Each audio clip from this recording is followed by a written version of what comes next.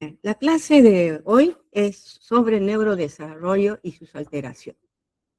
La clase de crecimiento lo va a dar el doctor Silva después de mi clase. Hemos cambiado el turno solamente. Entonces,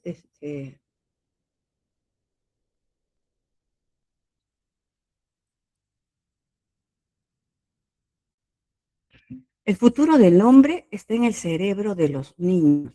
Si cuidamos el cerebro de los recién nacidos y niños, estaremos cuidando la humanidad. Esto es verdad, ¿no es cierto? Hay que cuidar el cerebro de nuestros niños y de nuestros jóvenes, ¿no? El neurodesarrollo es un proceso prolongado que comienza en la fase prenatal y se extiende por lo menos hasta el final de la adolescencia.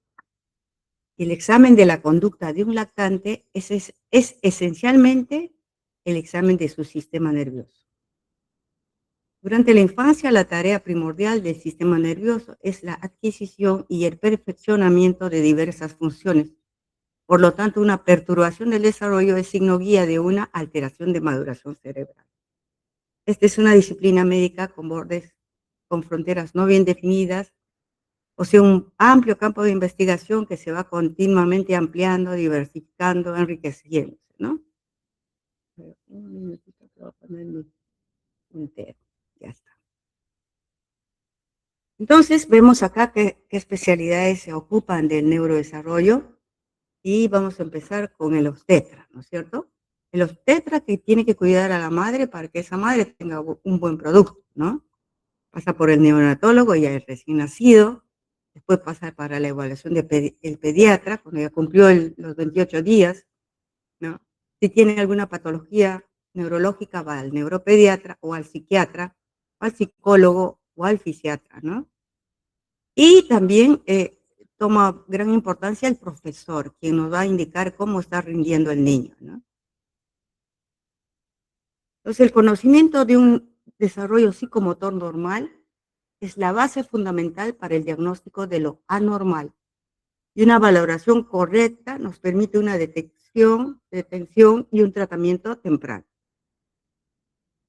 Hay factores que influyen en el neurodesarrollo, como los factores biológicos y los otros factores que son culturales, psicológicos, socioeconómicos, ¿no?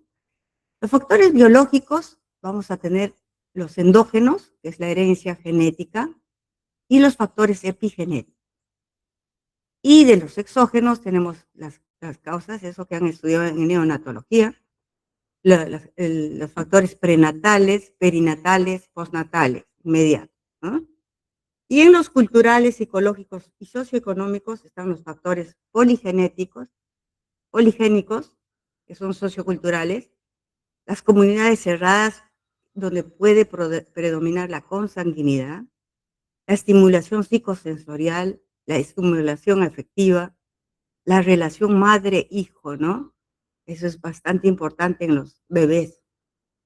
Las posibilidades educacionales, si yo tengo un colegio especial, un colegio adecuado para este niño, ¿no? Posibilidades nutricionales, debe estar bien nutrido el niño para que haya un buen neurodesarrollo. Y los servicios médicos que tenga este niño.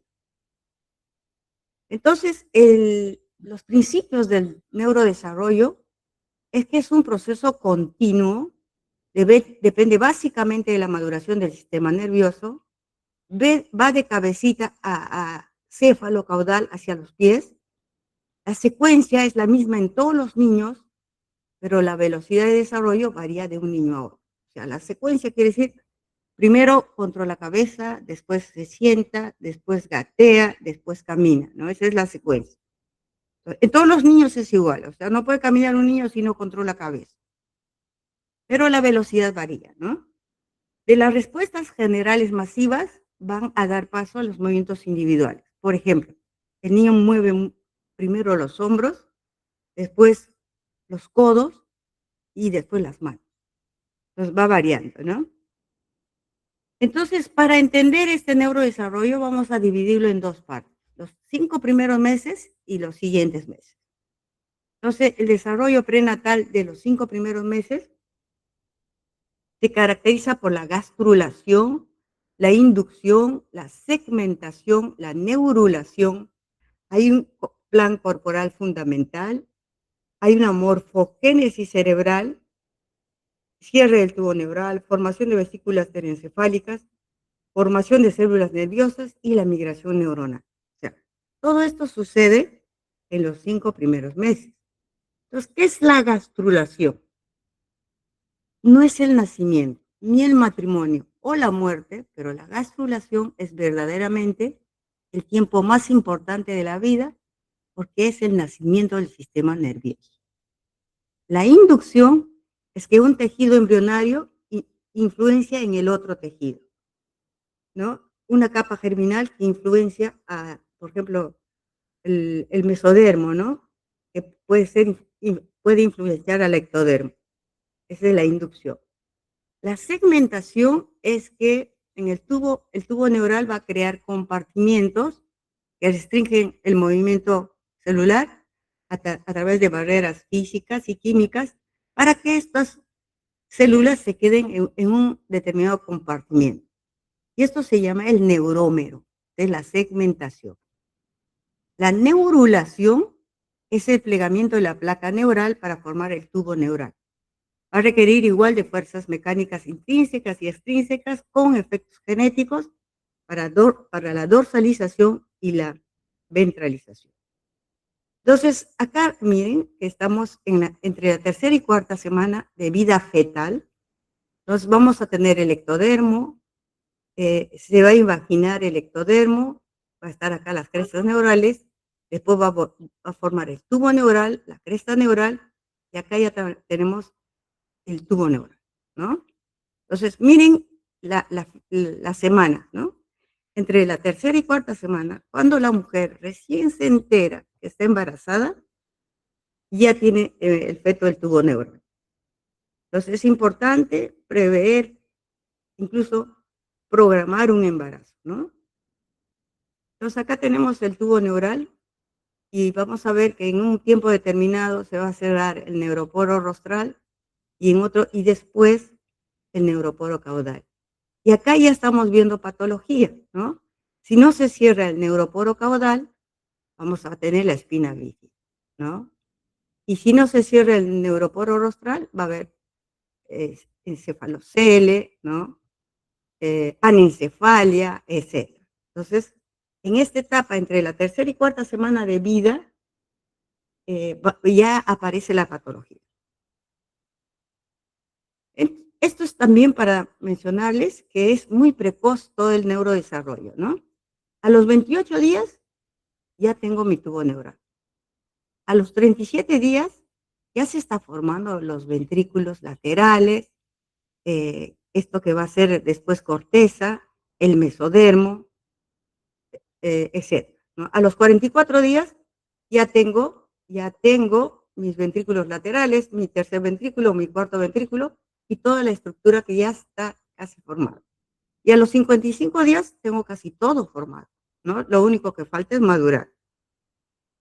Entonces acá les he puesto el prosencéfalo, hay 3 vesículas primarias, ¿no? El prosencéfalo, el mesencéfalo y el robencéfalo. El prosencéfalo va a dar el telencéfalo y el diencéfalo. Y va a formarse las 5 vesículas secundarias. Acá está el telencéfalo, el diencéfalo. Del telencéfalo, ¿qué va a salir? Va a salir los hemisferios cerebrales y el cuerpo calloso. Del diencéfalo, ¿qué va a salir? El epitálamo, tálamo e hipotálamo. El mesencéfalo queda igual, no se divide, y el mesencéfalo va a dar el cerebro medio o mesencéfalo, ¿no? Del romboencéfalo, sí se divide en metencéfalo y mielencéfalo. El metencéfalo va a dar lugar a la protuberancia, ¿no? Y también al cerebelo. Y el mielencéfalo que va a dar lugar al bulbo raquídeo y la médula espinal, ¿no? Entonces, eso es cómo se desarrolla el cerebro, el sistema nervioso central. Y ahora para verlo, ¿no? Por días igualito, a los 25 días, a los 35 días ya se va formando, a los 40 ya tenemos rudimento de mesencéfalo, y así sucesivamente hasta los 100 días. Después ya está formado a los 100 días completo. Y lo único después es crecimiento, ¿no? Crecimiento cerebral, se forman los surcos, ¿no? Los surcos cerebrales, etcétera, y a los 9 meses está completito, ¿no? Em, Va a haber unas células progenitoras, ¿no? Que son las células neuroepiteliales. Estas células pueden dar origen a células del epéndimo, pueden dar origen al neuroblasto bipolar y después el neuroblasto multipolar. Y estas mismas células pueden dar lugar al glioblasto, que vamos a ver los astrocitos, ¿no? Y la célula mesenquimal que va a dar lugar a la oligodendroglia y la microglia. Entonces, para ver la función de estas células, acá está la neurona, ¿no es cierto? Tiene sus dendritas, las dendritas. Acá está todo el cuerpo, la sinapsis, ¿no? ¿Y dónde encontramos oligodendrocito, no? Este que está produciendo la mielina para que la conducción sea rápida, ¿no? Y el astrocito, ¿qué hace? Comunica o alimenta a la neurona porque se comunica con la vía vascular y a la vía nerviosa, ¿no? Entonces, ese es el que alimenta a la neurona. Hay varios genes que se ocupan de este neurodesarrollo, que se llaman genes organizadores y genes reguladores. Los organizadores son los que determinan polaridad y gradiente de los ejes anatómicos, simetría derecha-izquierda o asimetría y proliferación celular. Y los genes reguladores programan la diferenciación de las estructuras específicas y tipos celulares en el sistema nervioso y conservan su identidad. Además, intervienen en el desarrollo de la migración neuroblástica y la sinaptogénesis. A veces hay un gen que puede ser organizador y regulador en el mismo tiempo. Hay unos procesos fisiológicos en el sistema nervioso en la cual, por ejemplo, hay la redundancia. Redundancia es que hay genes que tienen dominios sobrepuestos. Si falla un gen, el otro que tiene el dominio puede ir adelante, ¿no? Hacer la función. Una sobreproducción de neuroblastos, mire, de 30 a 50%. Ocurre en todas las regiones del sistema nervioso. Una sobreproducción de sinapsis, la separación y migración de las crestas neurales, la proliferación de células neuroepiteliales y las apoptosis. Y la apoptosis que es de dos formas. La primera de muerte celular programada y la segunda de muerte celular madura. Y acá para verlo en imágenes, el recién nacido, las neuronas, ¿no? Y la sinapsis y las neuronas van aumentando y a los 2 años miren una población neuronal mayor, ¿no? Y acá aparece la apoptosis fisiológica, ¿no?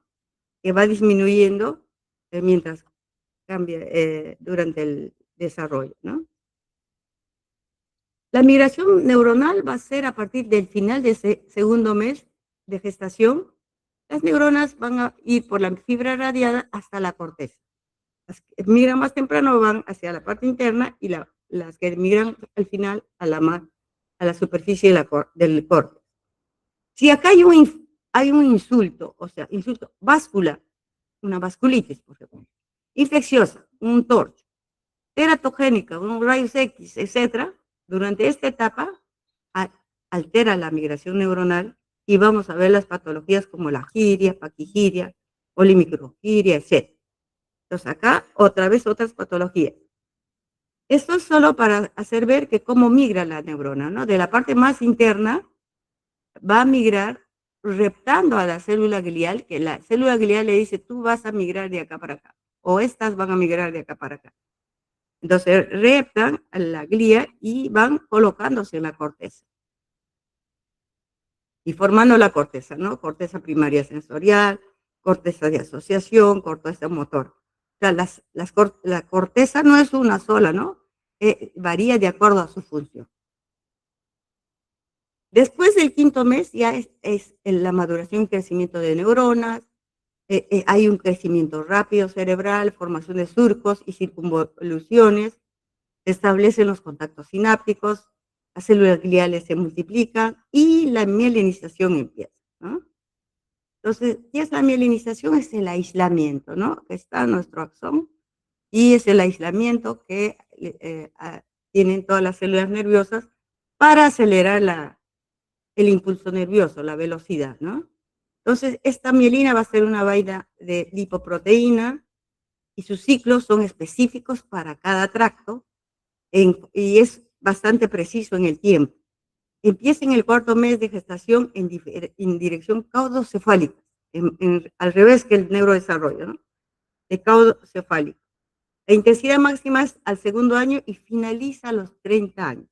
Entonces, yo creo que tengo alumnos, o casi todos, que están mielinizando en el momento, ¿no? La mielinización depende de la normal diferenciación e integridad de los oligodendrocitos, como lo hemos visto, y de las células de Schwann en el sistema periférico. Y acá para tener la idea, ¿no? Primero sería la gastrulación, ¿no? La neurulación, la proliferación, la migración neuronal. Y la apoptosis ya está, desde que está migrando la neurona, ya hay apoptosis, ¿no? La sinaptogénesis y después viene la mielinización. Acá también para ver gastrulación, neurulación, regionalización, proliferación, migración radial, migración tangencial, ¿no? Y la mielinización casi al final está empezando, ¿no? Empezando. Entonces, esto es la forma del cerebro que vamos a ver. Y este es las imágenes de resonancia magnética que vamos a ver en los niños. Pero la resonancia magnética no es igual de un niño de un mes que uno de 10 años, ¿no? Hay que conocer bien para informar estas resonancias magnéticas.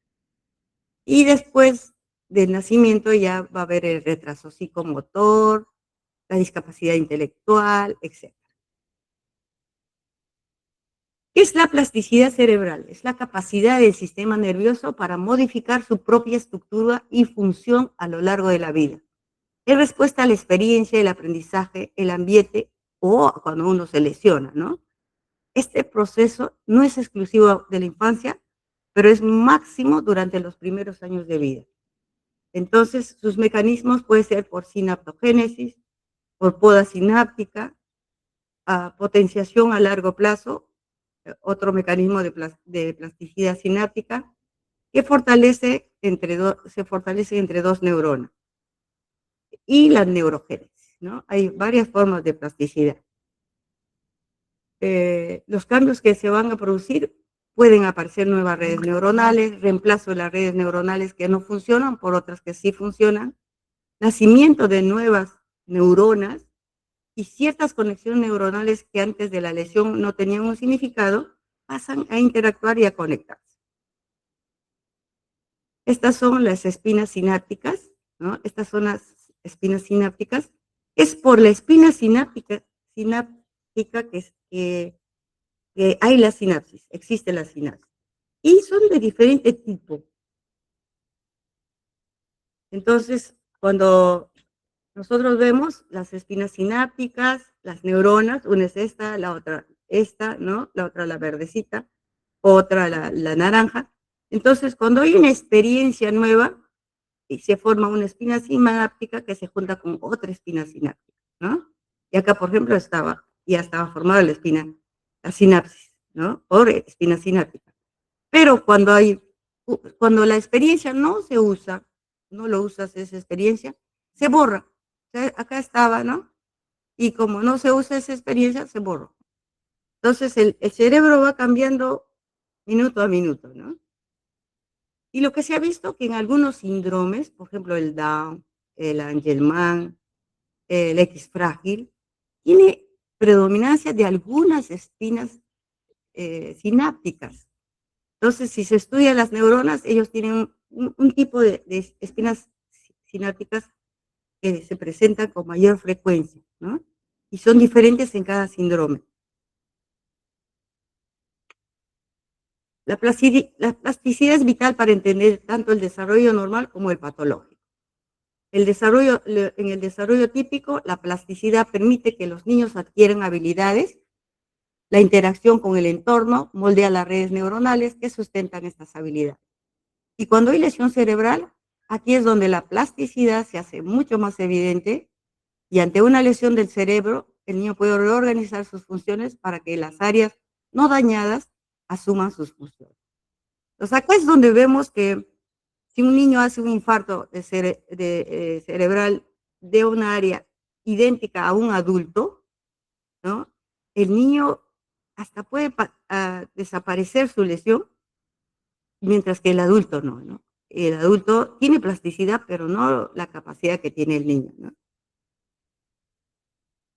El grado de recuperación va a depender de la edad. Cuanto más pequeño, más joven, es mejor. El área de cerebro afectado. Cuanto es más pequeño el área, también es mejor. La extensión de la lesión, si es mucho más grande, va a tomar más células, ¿no? Velocidad de instauración. Si al cerebro le damos un tiempo para que que haya habiendo plasticidad, entonces es más fácil con una enfermedad que es más progresiva que una enfermedad brusca, ¿no? Si es brutal, ya no le das tiempo para prepararse al cerebro. Los mecanismos de reorganización cerebral que cada uno tiene. Y en los extrínsecos y en los que podemos nosotros intervenir, los ambientales, los psicosociales y la rehabilitación, ¿no? Entonces, eso es bastante importante en los niños porque de eso va a depender la evolución de su enfermedad. Entonces, si tenemos un desarrollo madurativo normal, sí tenemos estructuras cerebrales indemnes, sí las experiencias ambientales son buenas, sí hay una oportunidad social adecuada, entonces esto se retroalimenta y va a dar un desarrollo normal. Entonces vamos a hablar un poquito de los reflejos en el lactante. Cuando recién nace hay que hacer los reflejos en el recién nacido. Tenemos el reflejo de la marcha, así igualito como están viendo, se le sostiene al niñito y se le hace rozar la camilla en el borde del dorso del piececito y empieza a caminar el niño, ¿no? Ese es el reflejo de la marcha. El moro ya lo conocen, ¿no? Cogieron al bebito, como que lo sueltan, y hay un moro completo acá, ¿no? Bilateral completo. Este es otro reflejo. El reflejo de búsqueda que ustedes le tocaban al neonato, ustedes se han hecho neonato, ¿no? Le tocaban al bordecito de la boquita, por ahí, cerca. Entonces el niño trata de cogerlo, ¿no? Como si fuera el pezón de la mamá.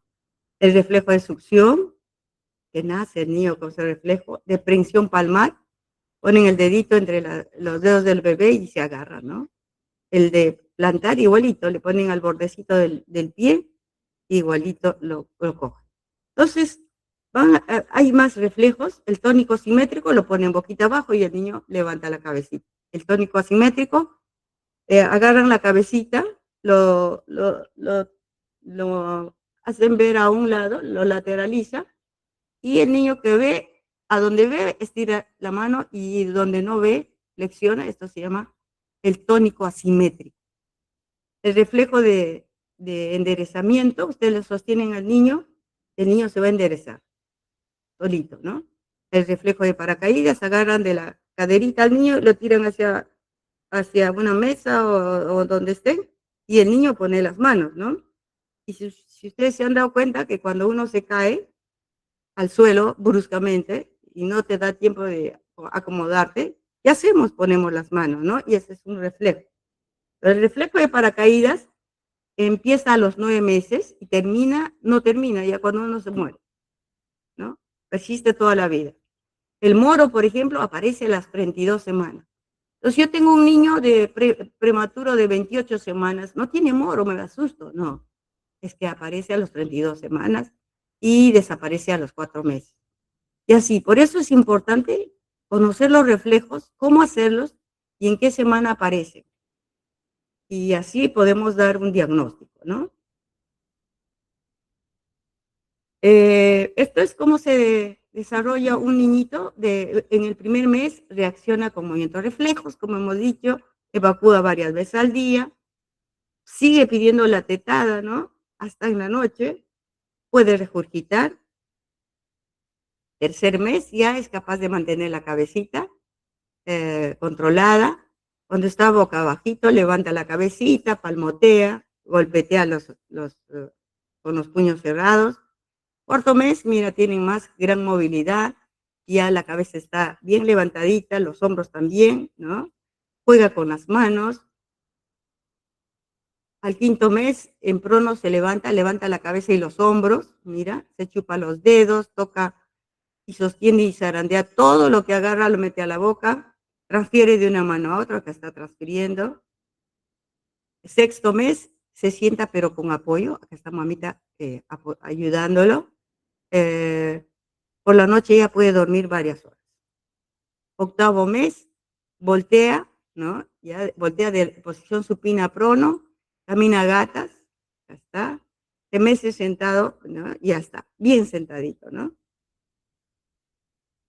El décimo mes, ya puede adoptar la posición erguida con apoyo, coordina la pinza, ¿no? Utiliza la pinza, coordina las manitos, y cuando le vestimos ellos colaboran. Entonces, acá ya cumplió el año el niño, da pasitos con apoyo, come solo, y solo duerme una siesta en la tarde. Entonces, el neurodesarrollo también lo vamos a separar, eh, pero esto es una unidad, ¿no es cierto? Solo para comprender mejor. Entonces, hay un neurodesarrollo motor, que lo conocemos fácilmente casi todos los que estudiamos medicina, pero en pediatría ya tenemos el desarrollo motor, el desarrollo del lenguaje también se conoce, ¿no? El desarrollo sensorial casi no se conoce, por poco. El desarrollo de la sociabilización también es conocido, y es que casi nos olvidamos.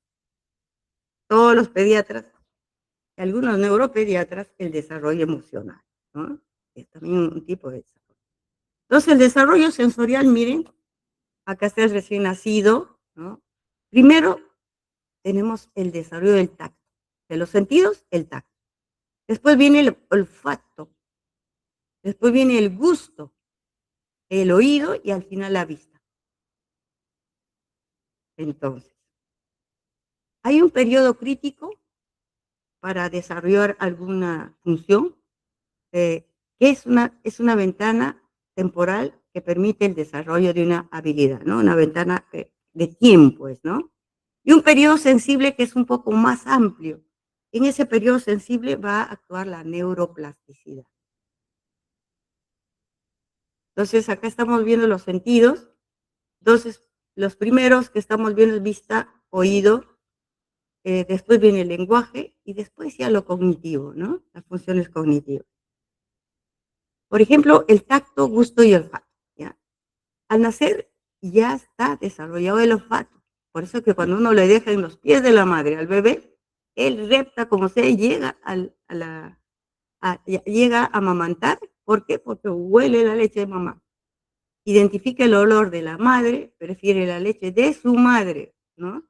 Puede reconocer dulce, ácido y amargo, distingue texturas y a los 2 meses, ¿no? Y presenta preferencia por algunas posturas.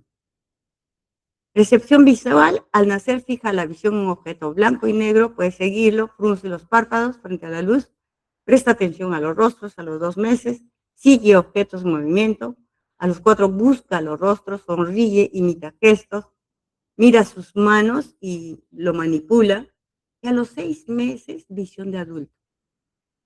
Y encontramos la visión de adulto. Entonces es importante la evaluación de la visión y seguimiento.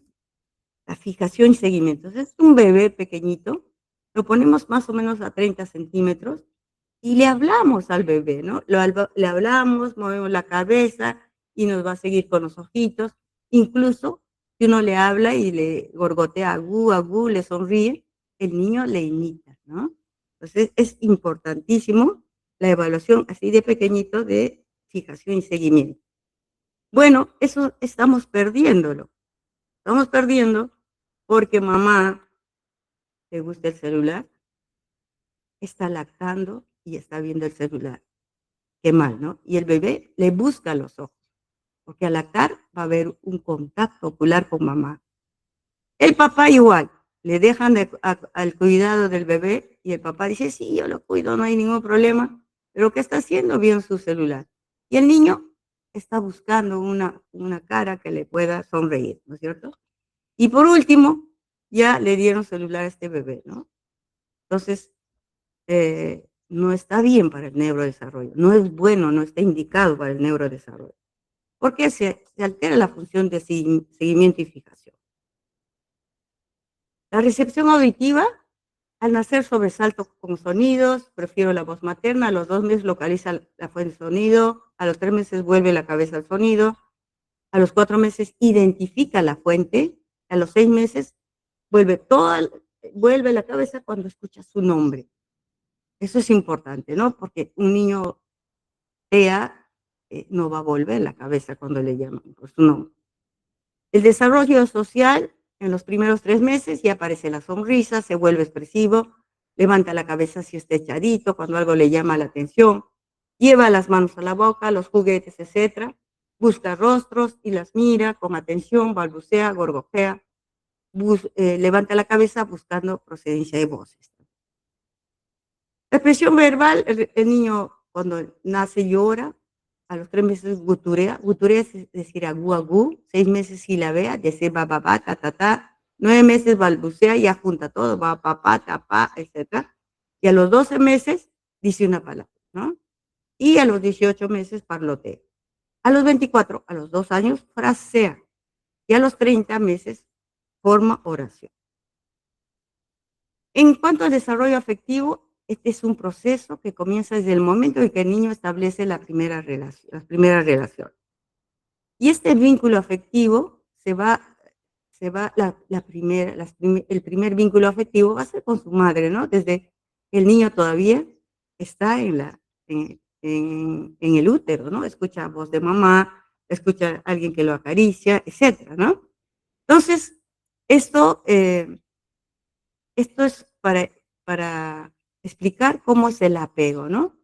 Entonces, el niño, como no sabe decir más que llorar, si tiene hambre, si está mojado, que si quiere que lo carguen, etcétera, ¿qué cosa va a hacer? Va a llorar.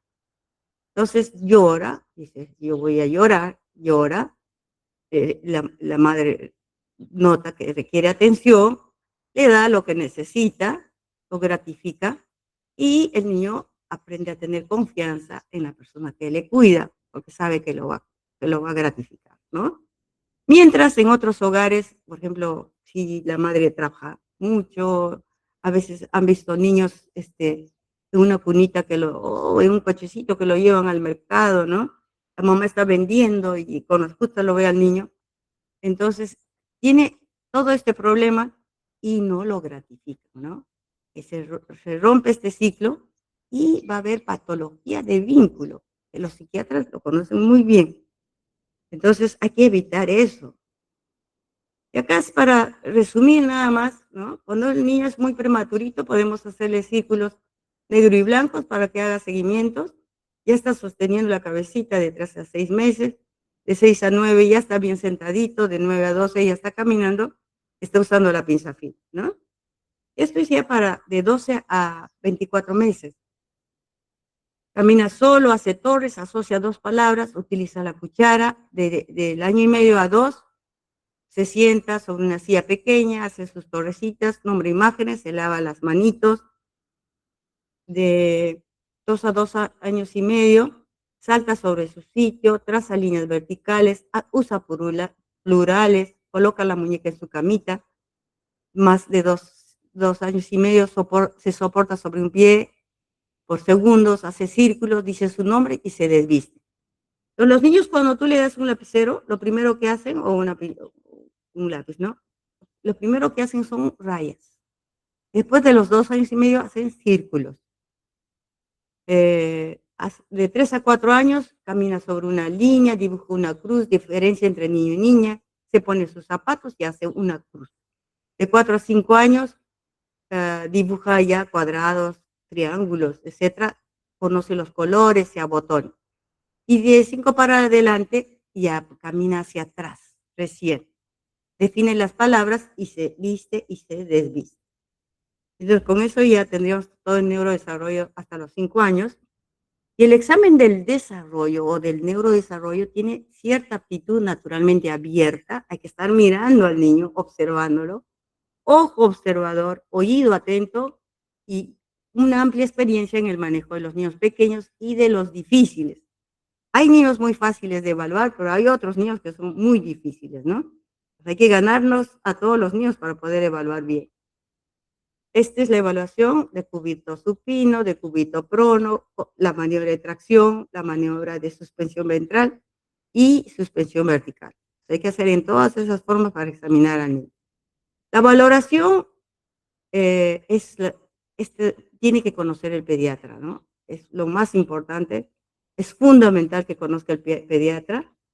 Debe ser continuo y longitudinal. eh, Se debe tener en cuenta diferentes procedimientos, por ejemplo, la información de los padres, que es muy buena, ¿no? Nos informan en qué momento se sentaron, gatearon, lo tienen todo a la mano. Observar al niño y la aplicación sistemática de algún instrumento cribado. Entonces, hay muchos instrumentos, ¿no? Para hacer una evaluación. Cada uno depende la edad del niño, ¿no? Eh, También hay evaluaciones que son un poco más fácil, que ponen la motricidad, adaptación, lenguaje y personal social, ¿no? Y va hasta los 5 años, eso es lo bueno de esta tablita. Y uno va a hacer una línea en donde el paciente dice qué hace, ¿no? Camina solo, sí, le hace una línea. Construye torres y imita movimientos, sí. Dice 4 o 6 palabras nomás, ponen ahí la línea, ¿no? Y uno se va a dar cuenta, si tiene 3 años, debería estar acá, ¿no? Entonces, hay un retardo global del desarrollo. ¿Qué signos de alarma vamos a tener? Que hay una alteración en la movilidad, el tono, la postura, que haya presencia de reflejos anormales, que haya retraso en la adquisición de ítems madurativos y que haya movimientos involuntarios. En toda edad, los movimientos involuntarios son patológicos. Entonces, hacemos un equipo de seguimiento del neurodesarrollo del niño de alto riesgo, el recién nacido de alto riesgo. Es para organizarnos, integrarnos y hacer más fácil la evaluación del niño por varios especialistas, ¿no? Para detectar tempranamente la alteración del neurodesarrollo y manejar, ¿no? Entonces, hay una serie de niños que van a entrar, los menores de 34 semanas, los menores de 1500, la hipoglicemia persistente, la encefalopatía, la necesidad de ventilación mecánica prolongada, las hemorragias intraventriculares de tercer y cuarto grado, la leucomalacia periventricular, la hidrocefalia, la sepsis con meningoencefalitis, las crisis convulsivas, la ictericia mayor de 25 con antecedente de recambio, requirió recambio, un retardo de crecimiento intrauterino severo y una malformación del sistema nervioso. Estos niños los seguimos varios especialistas, como verán acá varios, y está dirigido por el neonatólogo y lo seguimos hasta los 5 años. Bueno, este es un papá, ¿no? Que miren la mirada, la sonrisa. A esta cara le va a responder el niño, ¿no? Vamos a hablar sobre alteraciones, como ya saben, el neurodesarrollo normal. Entonces, el desarrollo no puede detenerse ni retroceder si esto sucede, es un signo de deficiencia o discapacidad. Valorar el desarrollo se debe comparar con las márgenes de normalidad. No es posible trazar una línea divisoria estricta entre lo anormal y lo normal. Cuanto mayor se aleja de la media, es que es anormal, ¿no? Pues acá están nuestras funciones, acá está el promedio y estas son las márgenes, ¿no? Entonces, por ejemplo, caminar 13 meses al año, 13 meses y ya está caminando, a los 13 meses, 12, 13 meses. Pero puede empezar a los 8 meses a 18 meses. Esos son los márgenes. Si un niño no camina todavía a los 18 meses, y ya está en retraso, ¿no? Y así. Entonces van comparando con las márgenes. ¿Cuál es la neurobiología? El desarrollo motor grueso no requiere mayor estimulación del ambiente, por lo que su retraso se debe a causa biológica. El niño se va a sentar, el niño va a gatear, no necesita estimulación mayor. El motor grueso, desarrollo psicomotor grueso dentro de lo esperado no es garantía de inteligencia normal a futuro. Tenemos, por ejemplo, TEAs severos que han caminado todos al año. La dominancia no se desarrolla hasta el final del primer año y está claramente definida a los 2 años. Entonces, si veo un niño lactante de 7 meses que usa más una mano, es patológico, porque debería usar las 2 manos, ¿no? Ya después de los 2 años, está claro que puedo decir es diestro o es zurdo, ¿no? La manipulación de los objetos refleja la progresiva comprensión del mundo que le rodea y esto sí me podría predecir el desarrollo intelectual a futuro. Pues hay áreas de discapacidad, igualito que la que hemos visto. Entonces, han visto que hay un diagnóstico de retraso psicomotor, ¿no? Implica que los hitos del desarrollo aparecen más tardíamente o no son de cualidad adecuada, ¿no? Este diagnóstico es provisional y uno tiene que después hacer un diagnóstico eh, de la discapacidad, ¿no? Retraso psicomotor es provisional. Cuando nosotros hacemos este diagnóstico, hay que preguntarse qué tipo de trastorno presenta. ¿Es motor? ¿Es lenguaje? ¿Es social? ¿Cuál es la causa de la desviación? Existen factores de riesgo, tal vez un prematuro, ¿no? Prematuro extremo, por ejemplo. ¿Qué exploraciones debo realizar? ¿Cuál es la perspectiva evolutiva de este desarrollo? Y si existe algún tratamiento.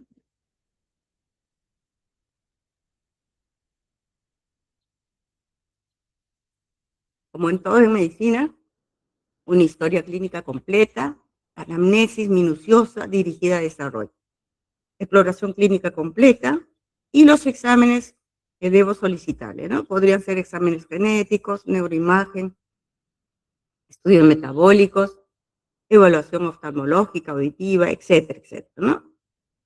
Entonces, por ejemplo, acá pongo signos de alerta morfológicos, ¿no? Por ejemplo, estas manchitas que ustedes encuentran, ¿no? Estas acrómicas, es patológico, ¿no? Esta carita de bebé, ¿no? Esta carita de bebé es una carita de viejito, ¿no? De que se sobra piel. Y esta carita, también, ¿no? Hay alteraciones en los ojitos, hay alteraciones en la boquita, en las orejas que son displásicas y bajas, ¿no? Entonces, morfológicas vamos a tener alertas, ¿no? Signos de alerta sensoriales, movimientos oculares anormales, ¿no? Esto no es igual que esto, ausencia de seguimiento visual, sí está normal, ¿no? Este bebé es normal. No hay seguimiento visual, escasa o nula reacción a la voz, falta de orientación hacia la fuente del sonido. Entonces, eso es sensorial, ¿no? Signos motores, eh, los hitos de desarrollo motor están retardados. Entonces, cuando, por ejemplo, este niñito nace, ¿no? Ustedes dicen, bueno, es un niño hipotónico, ¿no? Le hago la maniobra de suspensión ventral y se le cae todo, se le caen las manitos, se le caen las extremidades, la cabeza y todo, ¿no? O hay algunos niñitos que están hipertónicos y tienen el pulgar cautivo también, ¿no? Si uno ve pulgar cautivo, hay que hacerle bien el examen y buscar la causa, ¿no? Signos de alerta de desarrollo y lenguaje, ausencia de vocalización, no reacción a la voz materna, falta de balbucear segundo trimestre, etcétera, ¿no? No señala partes de la cara a los 2 años, ausencia de lenguaje propositivo a los 2 años, estereotipias verbales, ecolalia, etc. Signos de alerta cognitivos, no hay viveza en la mirada. ¿Cómo la mirada me puede hacer sospechar rápidamente? Escaso interés en personas o objetos. Escasa reacción ante caras o voces familiares. No extraña, no imita, no comprende prohibiciones, no señala con el índice, ¿no? Hay veces dice, oh, doctora, cualquiera le carga y no llora el bebé, como si fuera algo bueno, ¿no? No es bueno, porque tiene que reconocer a sus padres y llora por sus padres, ¿no?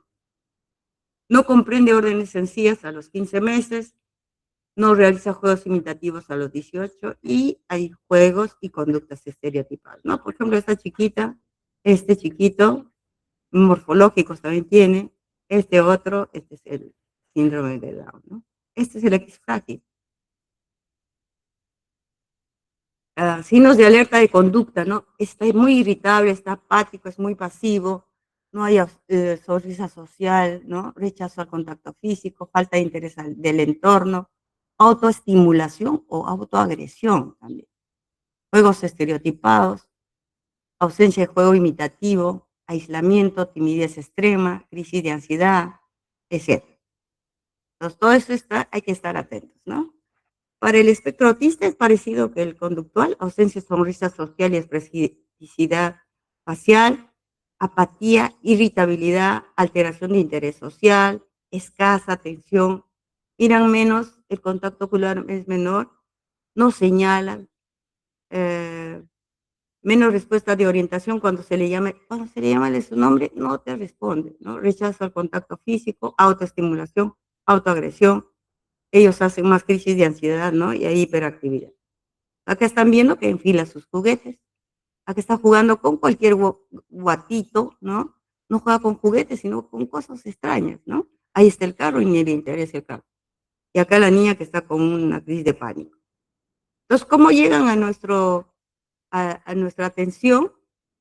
Entonces, puede ser porque la preocupación de los padres, porque han visto hermanos mayores que no eran así, por el programa de salud para niños sanos, ¿no?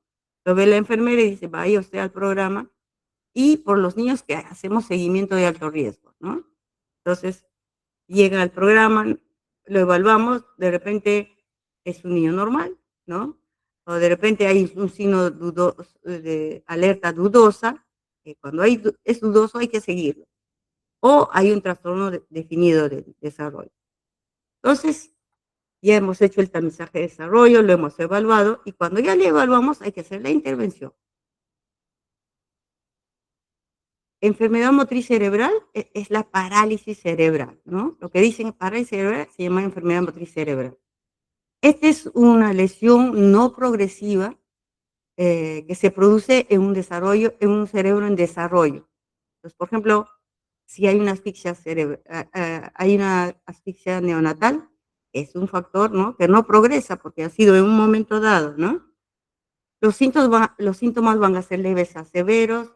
Existe un intervalo libre, o sea, el neonatito puede estar bonito, lo veo que está bien, pero existe un intervalo libre para la presentación de la patología motriz, ¿no? Por ejemplo, cuando recién empieza a usar las manitos es a los 6 meses, junta las manitos, todo eso, y no hace eso y uno se da cuenta que está pasando con este niño, o hace de un solo lado, ¿no? Pero ha habido un intervalo libre de síntomas, ¿no? La mayoría de niños en las cuales intervenimos en forma precoz van a tener mejor desarrollo, ¿no? Las causas son varias, ¿no? Ustedes ya lo han visto en neonato, infecciones, prematuridad, incompatibilidad de grupo y factor, malformaciones cerebrales, parálisis cerebral adquirida también puede haber. Y ahí es un 10% en la cual hay infecciones del sistema nervioso central, puede haber un traumatismo, un infarto, etc. Esto es para diferenciar cómo una lesión isquémica va a tener, de acuerdo a la edad del niño, va a tener síntomas diferentes. Por ejemplo, en los niños prematuros, donde se lesiona más es la sustancia blanca, ¿no? Como ustedes han hecho ya hemorragia, han hecho leucomalacia, seguro, entonces es periventricular. Y en los niños a término, la hemorragia o la lesión es más cortical y subcortical. Este es el niño a término y este es el prematuro. Entonces, esta enfermedad motriz cerebral espástica va a ser la diplegia espástica en los prematuros y la cuadriplegia espástica en los niños a término. La diplegia espástica tiene, mire, de antecedente de prematuridad en el 80%. Y se ve, miren que hay un espacio eh, en el cual es asintomático, recién al 6.º mes, donde aparece hipotonía axial, retardo de adquisición de la mano.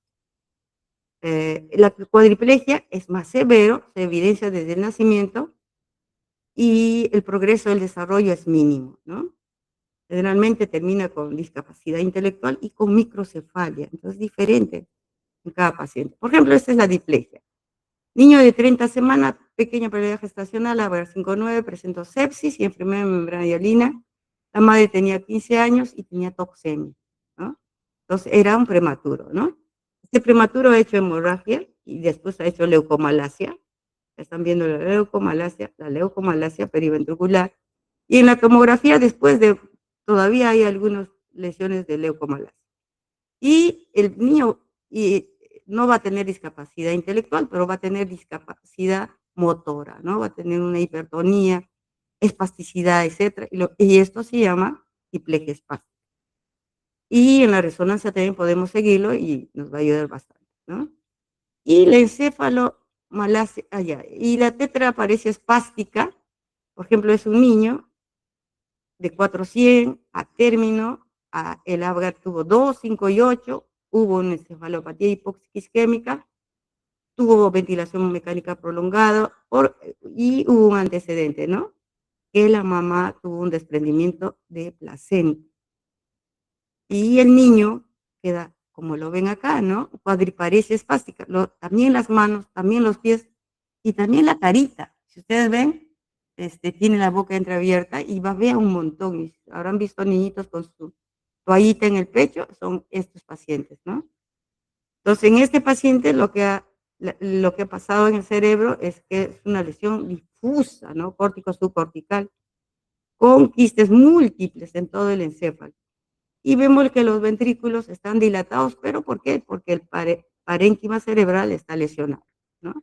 Y vamos a ver que lo toma, ¿no? Tetra aparece a las 4 extremidades. Y la cabecita que nació muy bien, como ha tenido ese problema, empieza a crecer muy lentito y después ya se ve una microcefalia. Yo diría que es una microcefalia post nacimiento, ¿no? Esto es una enfermedad motriz cerebral adenoide o discinética que es menos frecuente y que se relaciona con los músculos de la cara especialmente, dificultad para chupar, disartria, cialorrea permanente. Y esta es la táxica, que es mucho menos frecuente, tiene problemas de equilibrio y de coordinación y generalmente se asocia a hidrocefalia. Esta es una hemiplegia, ¿no?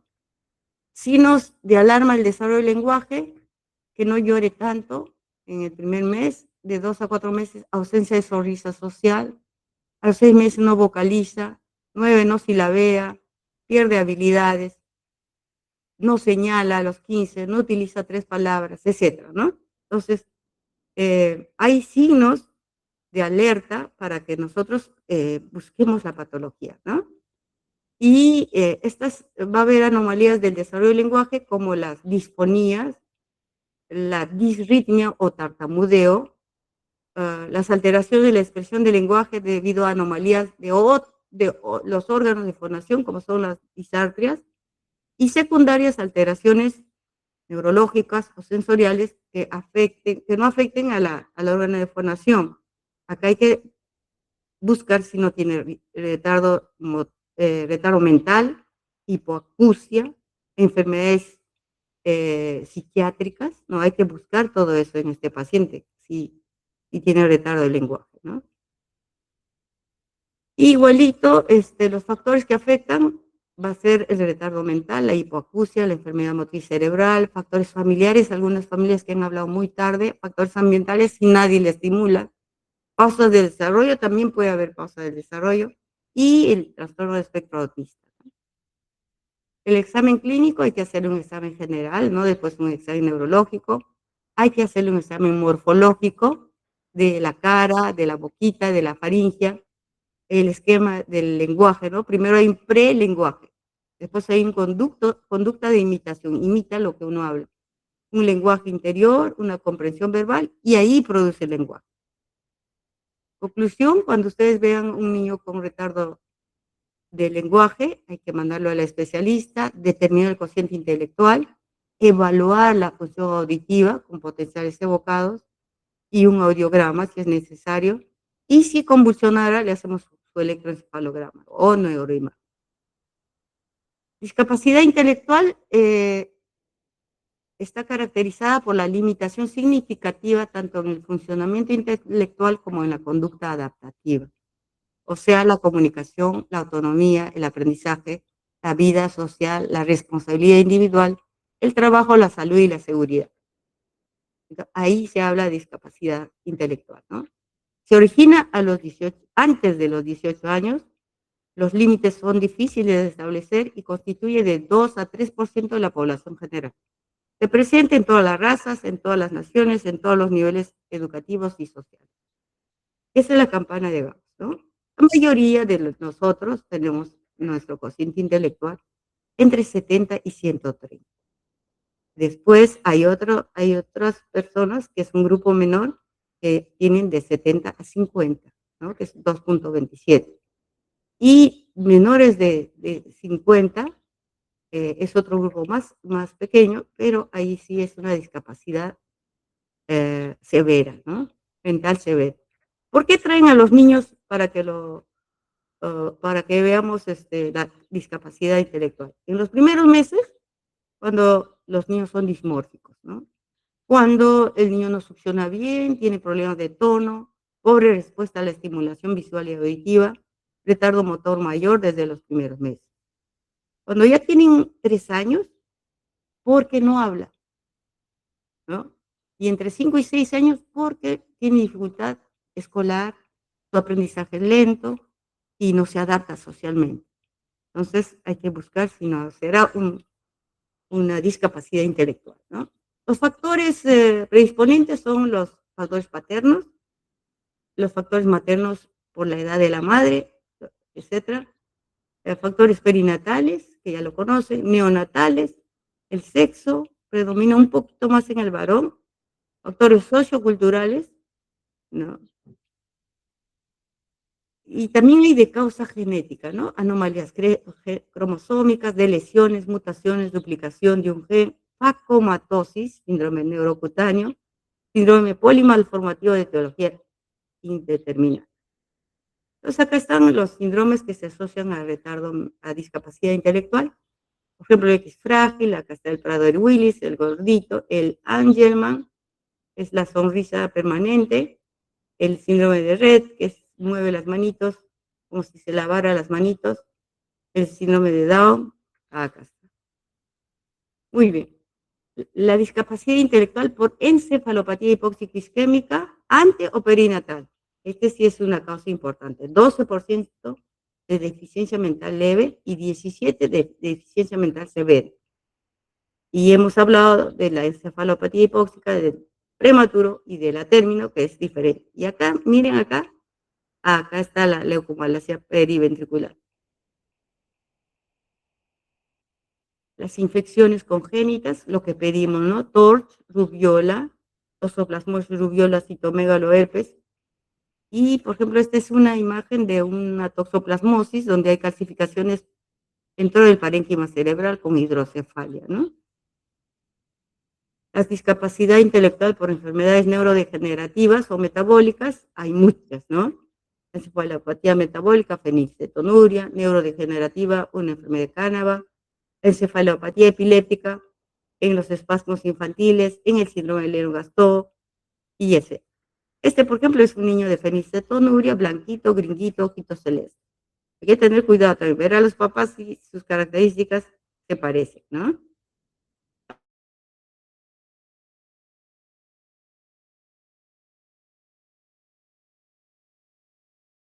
Ese sería un infarto masivo, ¿no? De cerebral. El síndrome de alcoholismo fetal es una malformación congénita que resulta del consumo de alcohol durante la gestación y en el periodo de lactancia. La incidencia no se conoce y está transmitido por la madre. Es la madre que le hace tomar al niño, ¿no? Entonces hay que evitar el alcohol en el embarazo a cualquier dosis. Y van a dar malformaciones craneofaciales como microcefalia, labio superior fino, mandíbula inferior pequeña, retardo de crecimiento global pre y postnatal, microcefalia, retardo intelectual, agitación psicomotora, ¿no? Entonces, estas características es lo que tiene el niño que se nos puede pasar desapercibido, ¿no? Con quizás la microcefalia, no. Y miren, estos son niñitos, síndrome de alcohol fetal, los labios delgaditos, casi todos, ¿no? Tienen labio superior delgado, ¿no? La cabeza pequeña. Y se nos podía pasar en el diagnóstico, ¿no? Entonces, cuando usted toma alcohol, su bebé también toma. Así pasa de frente, por sangre. Entonces, hay toda una patología de alcoholismo en el feto cuando la madre bebe alcohol, ¿no? Entonces, bandera roja, no debe beber cuando está embarazada. ¿Cómo se hace el diagnóstico? Se hace el CI, ¿no? Que lo hace la psicóloga. El maestro también nos ayuda bastante en esto, nos puede hacer un informe eh, de su rendimiento del niño, hace el CI, la psicóloga, y nos manda dependiendo a qué corresponde, ¿no? Entonces, pero no es todo el CI, ¿no? Hay varios tipos de inteligencia, como el interpersonal, intrapersonal, espacial, corporal, lógico-matemático, lingüístico, naturalista, musical, espiritual, etc. Entonces, no todo es el CI, ¿no? ¿Y qué exámenes hay que pedirles? Ah, hay que ver la historia clínica, los exámenes, dependiendo de lo que estemos evaluando, ¿no? Regresión psicomotora, y con esto vamos a acabar, porque ya el doctor Silva nos va a sacar del sistema. La regresión psicomotora es que el niño está desarrollándose bien, se pausa y retrocede. Cuando vean regresión psicomotora, tienen que pensar en enfermedades inherentes del metabolismo, encefalopatía epiléptica o en enfermedades neurodegenerativas. Este es un ejemplo para que ustedes se den cuenta cómo es una regresión, ¿no? Es una niñita que viene de San Juan de Lurigancho, lo hemos visto como alto riesgo porque ha sido prematura, creo. Ah, no, la madre tuvo tuberculosis durante la gestación, estuvo en la incubadora, entonces era un niño de alto riesgo.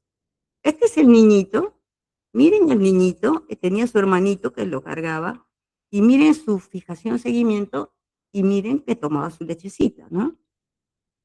Después de varios meses viene con convulsiones, ¿no?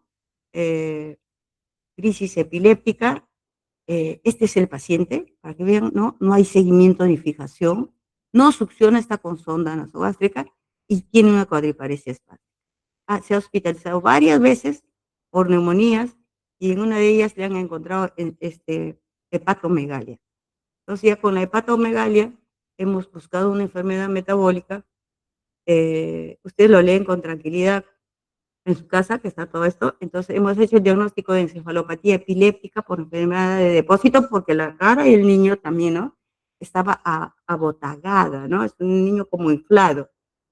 Trastornos de deglución, síndrome de obstrucción bronquial, reflujo gastroesofágico, regresión psicomotora y tetraparesia espástica.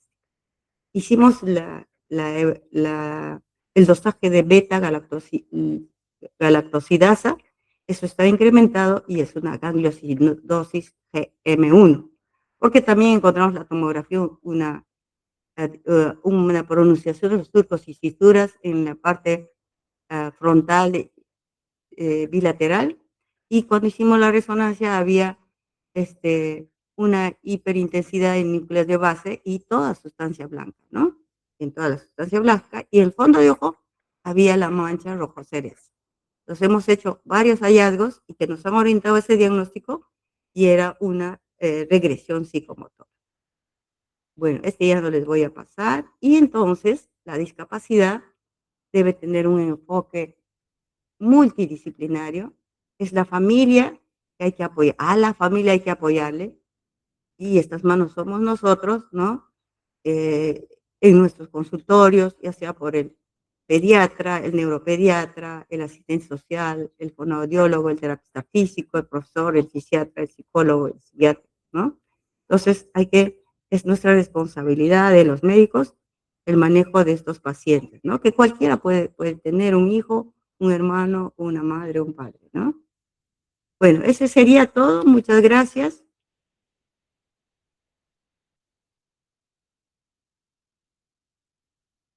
¿Están ustedes ahí o ya se fueron?